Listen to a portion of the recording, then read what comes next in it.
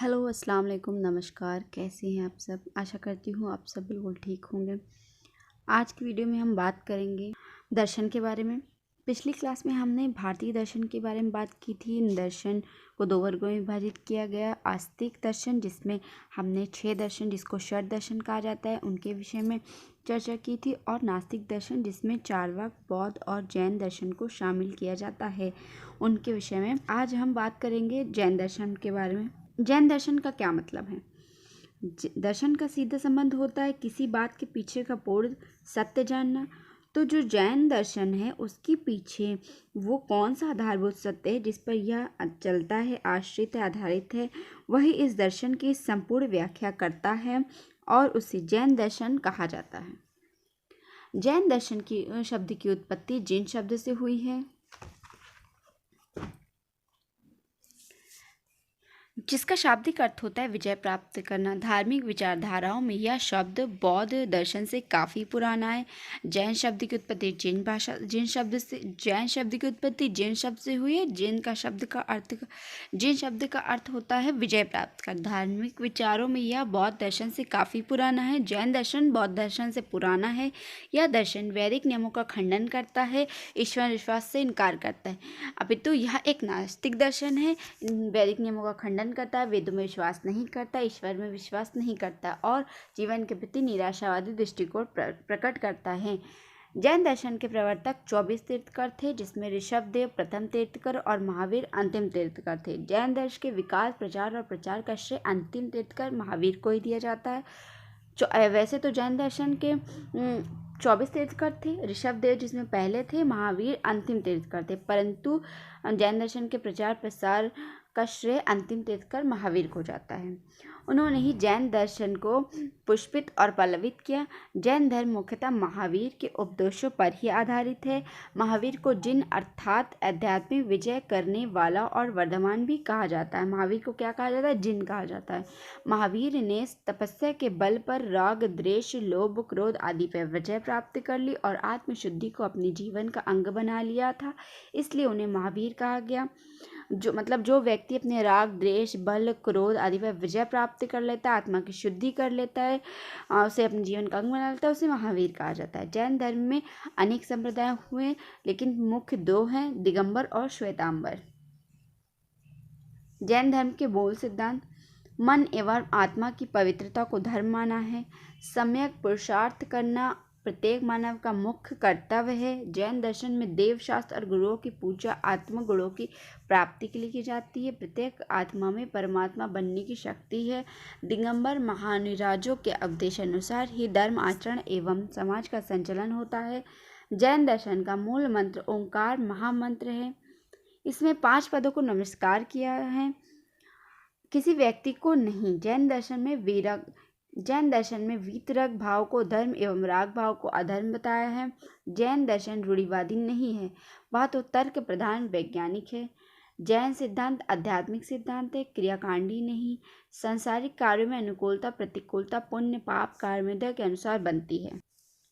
शिक्षा के उद्देश्य: जैन दर्शन के अनुसार शिक्षा के उद्देश्य इस प्रकार है। पहला, व्यक्तित्व का विकास करना। व्यक्तित्व के 3 पक्ष होते हैं, संज्ञानात्मक, भावात्मक, क्रियात्मक। जैन दर्शन के अनुसार शिक्षा का उद्देश्य उक्त तीनों पक्षों का विकास करना है।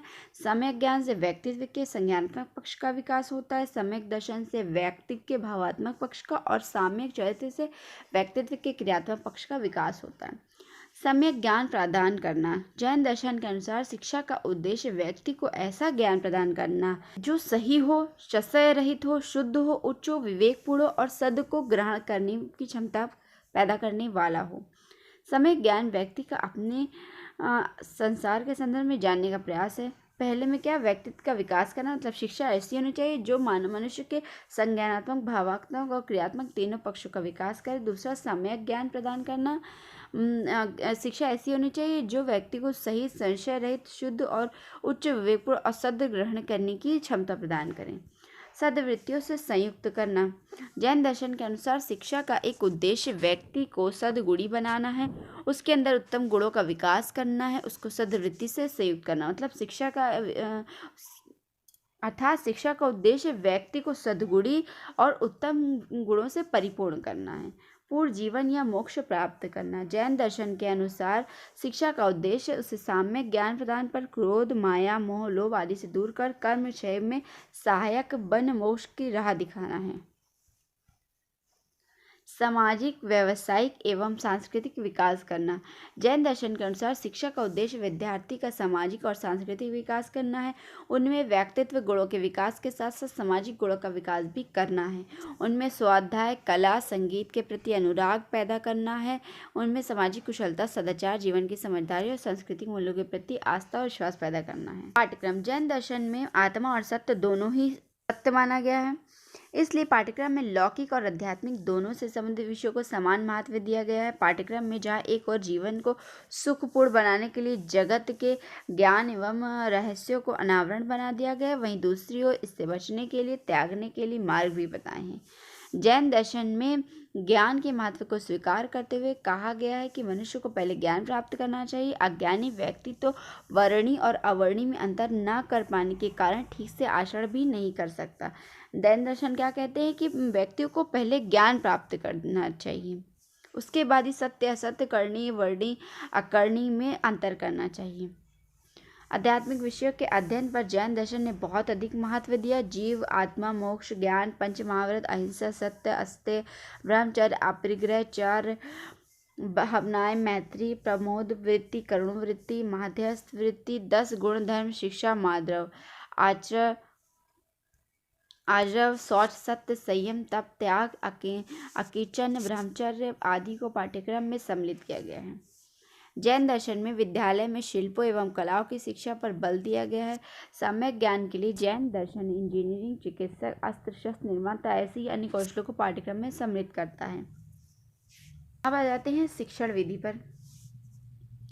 जैन दर्शन में ज्ञान के निम्नलिखित 5 रूप और उनकी प्राप्ति करने की विधियां बताई गई है। मति ज्ञान, श्रुति ज्ञान, अवधि ज्ञान, मन पर्याय ज्ञान, कौवल्य ज्ञान। ज्ञान के उपरोक्त 5 रूपों और उनकी प्राप्त करने की विधियों के आधार पर जो शिक्षण विधियां स्पष्ट होती वो इस प्रकार हैं। प्रश्नोत्तर विधि। इस विधि के द्वारा जहाँ गुण और ध्रुव विषय को सरलतापूर्वक समझा जाता है, वहीं गुरु और शिष्य के प्रश्नों का तर्कपूर्ण उत्तर देकर भारतीय ज्ञान का संवर्धन करते थे। चिंतन मनन विधि। इस विधि के अंतर्गत विषय पर चिंतन मनन आता है, जिसमें कार्य विषय को अच्छी प्रकार से समझा जा सके और उसके प्रत्येक पक्ष पर गंभीरता के साथ गहनता से विचार किया जा सके। स्वाध्याय विधि का प्रयोग विशिष्ट ज्ञान की प्राप्ति के लिए किया जाता है। ज्ञान प्राप्त करना, उसे संदेह रहित, विशद और परिपक्व बनाना है और उसके प्रचार का प्रयत्न करना, ये सभी स्वाध्याय के अंतर्गत आ जाते हैं। स्वाध्याय केवल ग्रंथों का अध्ययन मात्र नहीं है, अपितु उसके अनुसार आचरण करना भी स्वाध्याय ही कहलाता है। पाठ विधि। इस विधि का प्रारंभ आदि तीर्थकर ऋषभदेव से होता है। इसी विधि के द्वारा उन्होंने अपनी कन्याओं ब्राह्मणी और सुंदरी को शिक्षा दी। शास्त्रीय विधि। इस विधि को तर्क विधि या अनुमान विधि कहा जाता है। इसमें आगमन और निगमन का प्रयोग किया जाता है। विद्यार्थियों को बहुत सा ज्ञान तर्क के द्वारा देना आवश्यक होता है। अनुशासन। जैन आगम में अनुशासन के 8 गुणों का उल्लेख किया गया है, जो ज्ञान प्राप्ति में सहायक है। ज्ञान की गंभीरता से ग्रहण करना चाहिए, शुद्ध आचरण करना चाहिए, क्रोध नहीं करना चाहिए, इंद्रिय सुखों की लालसा न करते हुए अध्ययन पर ध्यान लगाना चाहिए, लोलुपता से दूर रहना चाहिए, चरित्रवान होना चाहिए, सत्य बोलना चाहिए, कटुवाणी का प्रयोग नहीं करना चाहिए। छात्रों में जैन दर्शन के निम्नलिखित 5 लक्षण बताए हैं। विनम्र होना, शिष्टाचार का पालन करना, प्राप्त ज्ञान पर अहंकार न करना, काल्पनिक बातें न करना, क्रोध न करना, विषय के प्रति जागरूक होना, अप्रिय मित्रों के लिए भी एकांत में उसकी भलाई की कामना करना, वाग्युद्ध और शारीरिक युद्ध से दूर रहना, छल कपट से रहित होना, चपलता और चंचलता का न होना। बात करते हैं शिक्षक की। जैन दर्शन के शिक्षक। जैन आचार्यों ने गुरु के लिए बहुत ही महिमामयी शब्दों का प्रयोग किया है। यथा गुरु विधाता, गुरुदेव दाता, गुरु संबंध गुरुकुल सिंधु, गुरु विरतनेता, गुरुरेव तातो, गुरु विर्भोक्षो धृतकर्म पक्ष। गुरुजनों से समाज को मार्गदर्शन प्राप्त होता है। गुरुजन न केवल ज्ञानवर्धक होते हैं, अपितु उनका अनुभव भी बहुत आयामी होता है। उनका व्यक्तित्व पूर्व ग्रहित निष्पक्ष होने के कारण उनके वचनों, उपदेशों और प्रवचनों पर समाज की अन्य आस्था होती है। गुरु के लिए दो शब्द मुख्यतः प्रयुक्त होते हैं, अध्यापक और शिक्षक। इनके प्रत्येक वर्ण का आर्थिक अभिप्राय जैन परंपरा में इस प्रकार से महिमान्वित किया गया है। अध्ययनशील, अ से अध्ययनशील, ध से ध्यानशील, प से पौपरी, क से कर्मनिष्ठ, स से शिष्ट, छ से क्षमाशील, क से कर्तव्यनिष्ठ। यानी ये क्या है? शिक्षक। ये क्या है? शिक्षक। और इधर अध्यापक। इन गुणों से विभूषित शिक्षक देश की भावी पीढ़ी को शिक्षित करके सुयोग्य नागरिक बनाते हैं। जैन दर्शन में दो प्रकार के शिक्षकों का उल्लेख है, आचार्य और उपाध्याय। आचार्य में अनुशासन और चरित्र निर्माण के लिए उत्तरदायी होता है।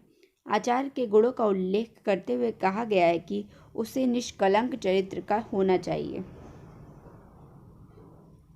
जितेंद्रिय होना चाहिए, क्रोध, मान, माया और लोभ को सर्वथा त्याग देना चाहिए, समाज धर्म सम्मत आचरण करने वाला होना चाहिए, इच्छाओं और कामनाओं का त्याग करने वाला और ब्रह्मचर्य का पालन करने वाला होना चाहिए। उपाध्याय का प्रमुख कार्य अध्ययन और अध्यापक है। जैन दर्शन में कहा गया है कि उपाध्याय के ज्ञान की विशिष्ट शाखा में निष्णात होना चाहिए, उसका दृष्टिकोण व्यापक होना चाहिए, उसका आचरण उत्तम और अनुकरणीय होना चाहिए, उसमें छात्रों की जिज्ञासाओं का समाधान करने की कुशलता होनी चाहिए। जैन दर्शन के अनुसार छात्र और शिक्षक के बीच अत्यंत मधुर और निकट संपर्क होना चाहिए।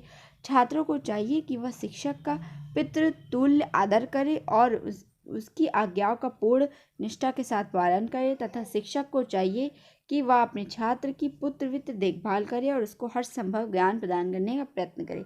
अर्थात शिक्षक को पितृतुल्य आदर प्रदान करे और शिक्षक को भी चाहिए कि वह अपने छात्रों को पुत्रवत समझकर देखभाल करे और उन्हें हर संभव ज्ञान प्रदान करने का प्रयास करें। अतः इस प्रकार हमने यह जाना कि जैन दर्शन के मूल सिद्धांत क्या है, शिक्षा के उद्देश्य क्या है, शिक्षण विधियाँ, अनुशासन, पाठ्यक्रम आदि पर संक्षेप से चर्चा की है। आशा करती हूँ आपको ये वीडियो पसंद आई हो। अगर वीडियो ज़रा सी भी हेल्पफुल हो तो इसे लाइक कर दीजिएगा, मेरे चैनल को सब्सक्राइब करिएगा। तो बने रहिए मेरे साथ। Thanks for watching.